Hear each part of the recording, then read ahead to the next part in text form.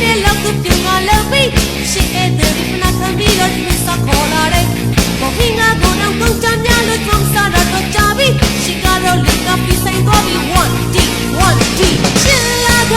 နေရှစ်သုံးစိတ်ကိုမနဲ့တွေ့ချလိုက်အောင်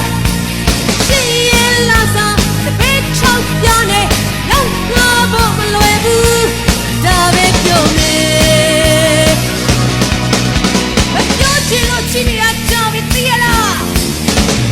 ဒီမိန်းမတော့ငါမဆက်နဲ့တွေ့တော့မယ်ဒီမိန်းမတော့